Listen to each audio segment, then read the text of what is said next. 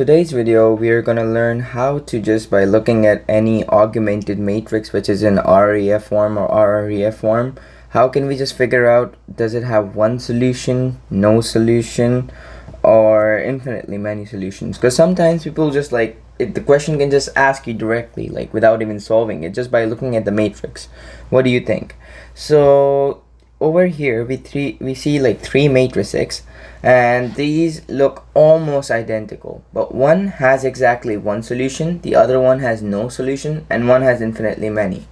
So once you understand what are pivots, free variables, and like rows, you can immediately tell it in an instant. But for that, just stay till the end.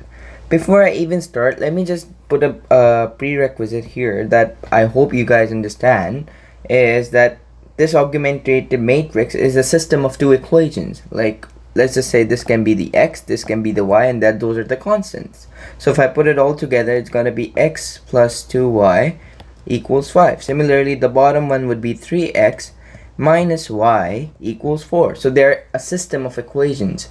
And the vertical line between these two things, they're just two separate entities. Like, one is here, and then they have a vertical line, and then we have something here.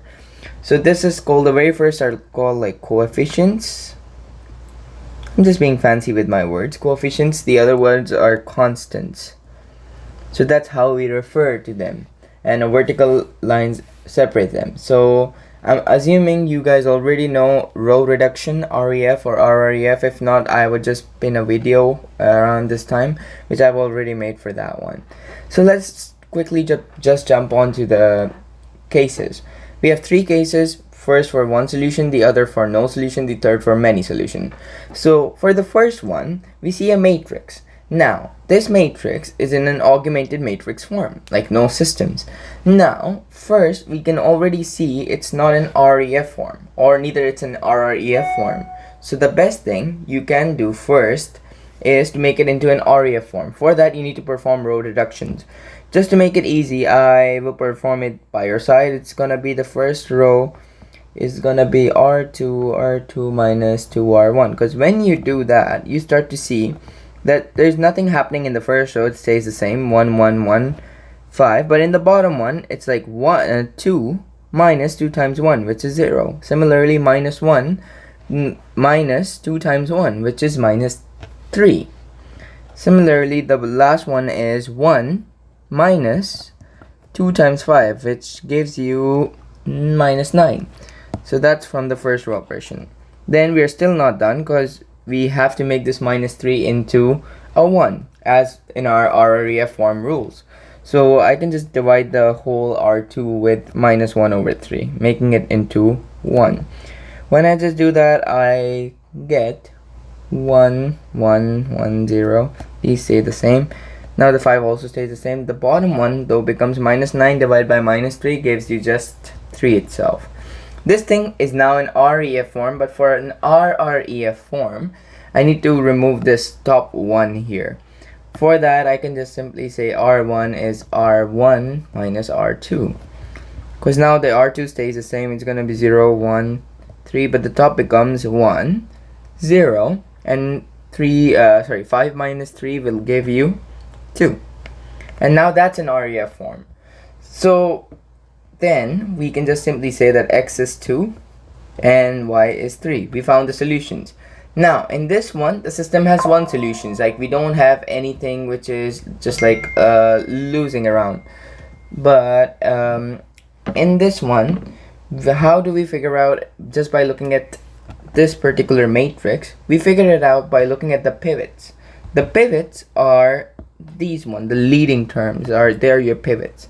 Now, if your leading term has the same number of pivots, then it's one solution. For example, you had two variables here, and you had two leading terms or two pivots. Since they're both same, you have one solution. Now, if they are not same, then we will come across a thing called infinitely many solution, which we'll see later. Now, quick question, just by looking at this one, this is already in an RREF form.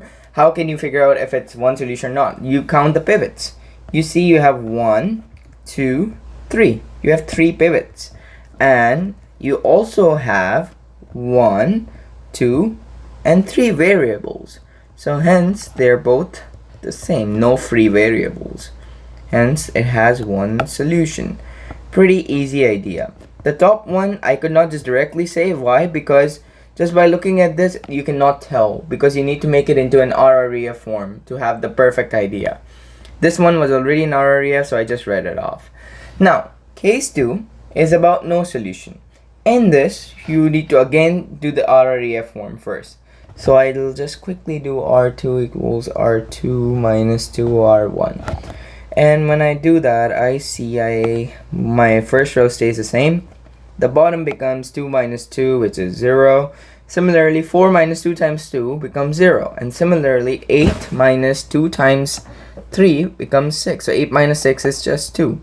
Now, when you translate this back, the top becomes some kind of an equation, but the bottom is 0x plus 0y equals 2. Now, if I further make it the left hand side becomes 0, and then I reach this conclusion. Now 0 equals 2. Ask yourself, can 0 ever be equal to 2?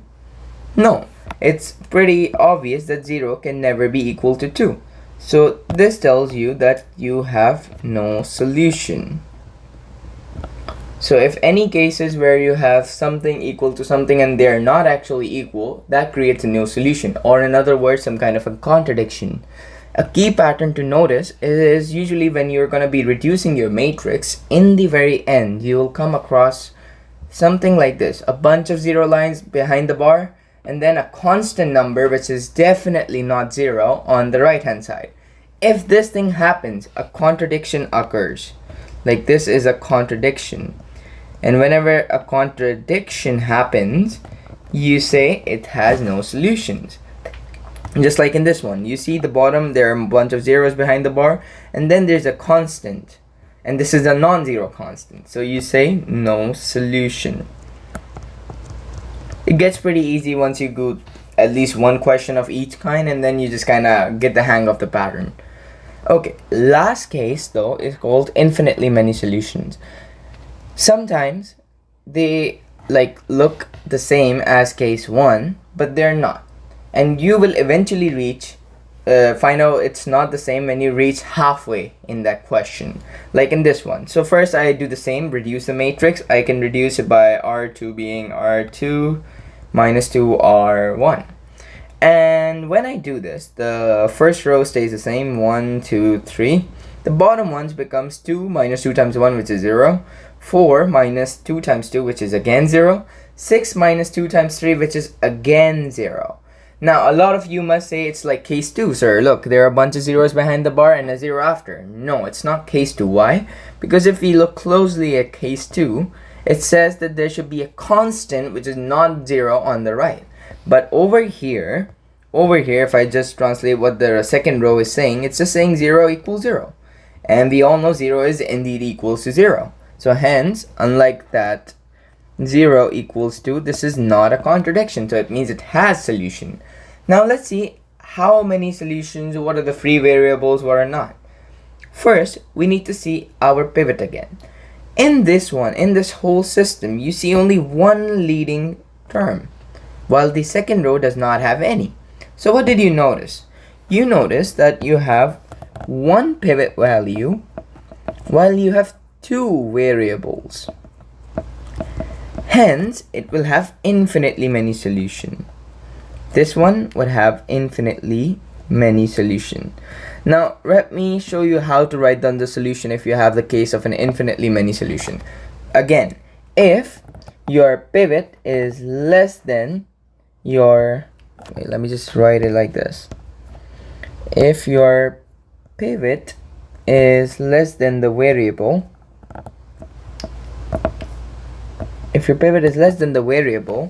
then you will always have an infinitely many solution. And in this case, while writing the solution, you will have 2 things. You will see you have one independent equation like on top, which is x plus 2, y equals 3. While the bottom one is just a bunch of zeros. So you can make any one of the variables have a free variable, which is called y equals Let's just say y, we give the value t. Now this thing is called giving a free variable. Now free variable is that variable which can be any number, and right now we don't know that number. So you just give temporarily any of the x or y one free variable, and you say let y equals t, and then you just kind of solve it accordingly. You say x plus 2y equals 3. Now we know that y is t, so we say x plus 2t equals 3, and you make it solve further. It's going to be 3 minus 2t, and now you can say your solution is x is 3 minus 2t, and your y is just simply t. And over here t can be any real number. So I might be really fast, but once you get the hang of it, like if you have two variables, one pivot, you know there would be one free variable. And similarly, let's just say in any equation you have, let's just say three variables and only one pivot. Then you obviously would have two free variables.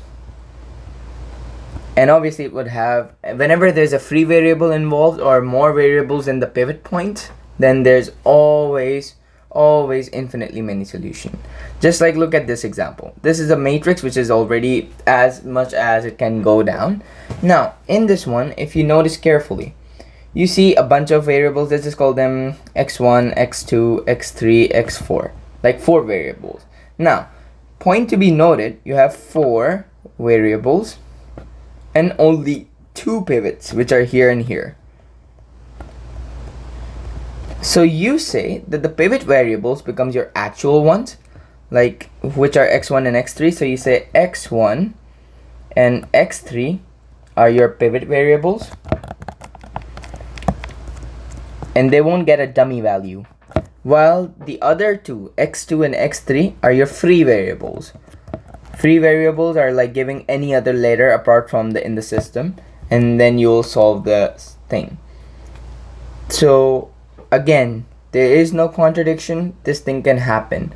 One of the most easiest way to find out if the thing has one solution or infinitely many solution is to look at if the pivot values are the same as the number of variables, then you have one solution. But if it's not, then obviously you have some kind of a pivot free variables, and whenever there are free variables involved, there's always gonna be infinitely many solution. And I showed you in this one how to choose which one to be the free, which one to be the pivot. Over here it was also easy. We figured out we can make y the pivot, and we just moved forward. Okay, now comes the main decision method. Like how do you actually find out, like after learning these 3 concepts, 3 cases, how do you apply or how do you approach a question? So that's simple too. First you do RREF. Remember, if you can break it down as much as possible, it's going to be easier on you. Then you ask yourself, does the matrix have any contradiction? Well, if it has a contradiction, again, contradiction rule was like there are a bunch of zeros behind the bar and then there's a constant. Then we obviously know that 0 is not equal to a constant, and especially if that constant is not equal to 0. So that's a contradiction. So if the question is having a contradiction, then yes, it's a no solution, problem solved, you move ahead. But if it does not have a contradiction, then either of the 2 cases, one solution or no solution. And for that, you ask yourself, does the matrix have free variables? Well, if the matrix have free variables, then we know it's an infinitely many solution, and there would be a dummy value involved, just like t over there in the previous question. And if you know that there are no free variables, you can easily spot that there's just one solution. And if you want to test this theory, we can just quickly solve the ones that I showed you here. Like look at part A. You see two pivots and 2 variables. So you obviously know it's one solution. Meanwhile, the other one, you see a bunch of zeros and then a constant. So it's causing a contradiction because 0 is not equal to 5. So you say it's a no solution.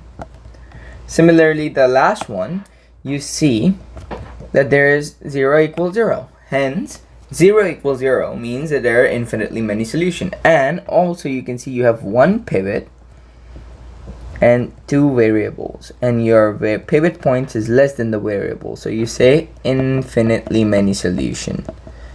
Pretty easy.